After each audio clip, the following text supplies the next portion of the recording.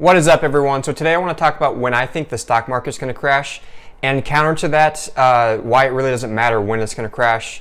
I mean, of course, it will crash at some point in time, but first I want to go into why it really doesn't matter when it's going to crash, and why it's stupid to try to time the market and predict, because it's really impossible to predict when the market's going to crash. So with that, the most amount of money that is lost is waiting for these crashes to happen. I hear it all the time, like we've had like a 10-year bull run, which is quite long and not normal actually. Like usually the average bull market I think is around 6 to 7 years, give or take a year. But yeah, this one's been going on for about 10 years. So I mean, I get where people are coming from with I don't want to invest money because I don't know when it's going to crash. So I get that, but really like I said, the most amount of money that is lost is waiting for these crashes to happen when eventually they will come. But you're going to miss out on a lot of upside if you aren't like actively investing. The best strategy that is proven to work the best is just like a passive management style, and just kind of putting a certain amount of money in per month, like per paycheck, kind of like your 401k. So definitely max that out.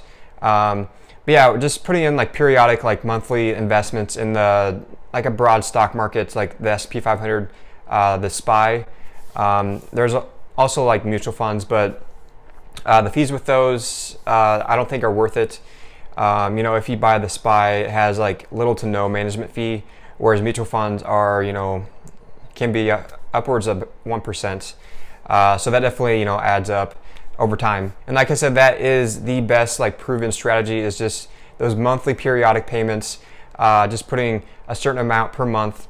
So that way you're not trying to like time the markets and predict swings, which is proven it's almost impossible to predict day-to-day swings. But with that, you can kind of tell when we're at the very end of a late stage bull market, which I do believe that we're in right now. We're in the very last innings of this bull market, and usually the best way to tell when we're going to see not necessarily like a crash or like a huge recession, but at the very least a slowdown, is when the yield curve gets inverted, and we are still not there. We're about a year away from the yield curve being inverted.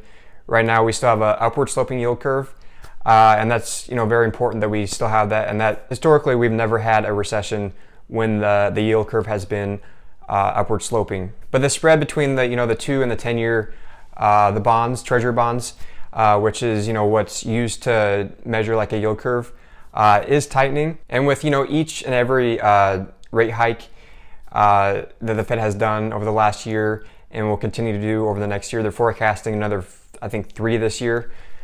We get closer and closer to a flat yield curve, and in about a year's time we're going to have flat to inverted, which is not a good sign. So I definitely think we are at the very late stages of a bull market, but that doesn't necessarily mean that you should just like hoard cash and not be in the stock market at all. Like I said, you really can't time these things, and if you pick good stocks, even when we have a recession, it doesn't necessarily mean that every single stock's going to go down. If you pick good stocks, some of these can be resistant to downturns if they're you pick a good company that has strong earnings growth. Things like gold mining, those are typically counter-cyclical, which means that when the stock market goes down, gold and gold mining companies usually thrive in that type of environment, because everyone just flees to that safe asset. And there's also other things that you can look out for, but another thing is commodities are typically like late stage cycle. That's why you're seeing oil really start to outperform at the end of this bull market. And that's also due to things like supply and demand balancing out. That doesn't necessarily mean that just because we're in the late stages of a bull market that we're seeing oil prices spike. There's definitely a lot of factors that go into that, but that's just another thing that you can kind of look out for. And like I said, it's pretty much impossible to time the market.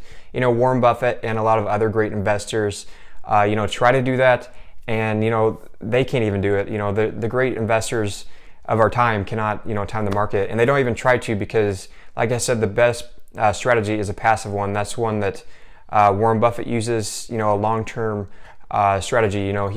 He looks out decades from now, not just today, tomorrow, or next year. when he invests in a company, he invests for the long term, and if they're going to be around for another 10 years, that's what he's looking for. So I guess, it does depend on your trading strategy. If you're more passive, it really doesn't matter. When we're going to see these stock market declines, you actually probably want to see these happen so you can invest more aggressively during these downturns. But if you are more of an active trader, I suppose that you could definitely profit from downturns if you can somehow predict, when these things are going to happen. But it is very hard to do, and it's not something that a lot of people can do consistently. So that's it for this video, guys. I just wanted to give my take on, I get that question a lot. When is the stock market going to crash? What I think the economy is going to do or the stock market's going to do. And, those aren't necessarily correlated all the time, the stock market and economy. They usually are, but, sometimes the stock market can get overheated. And I think we saw that 6 months ago when we saw Dow at 27K and we saw it decline sharply. I think that was due because it just went up too much too fast and it got a little bit overvalued there. I still think we're, a little bit overvalued, but that doesn't necessarily mean that we're going to see, a crash or decline. It can stay elevated like this for years, and that's why it is, in my opinion, it's stupid to try to time the market because there's just so many factors that go into this that it's almost impossible. So that's it for this video, guys. I hope you guys enjoyed this. Go ahead and let me know, your take on what you think the economy is going to do in next year, 10 years, 5 years. And go ahead and let me know if you do think that there's a certain strategy that you can use to kind of predict these downturns or recessions. I'd definitely be interested in hearing what you guys have to say. So yeah, that's it for this video, guys. Hope you guys enjoyed, and I'll see you guys in the next one.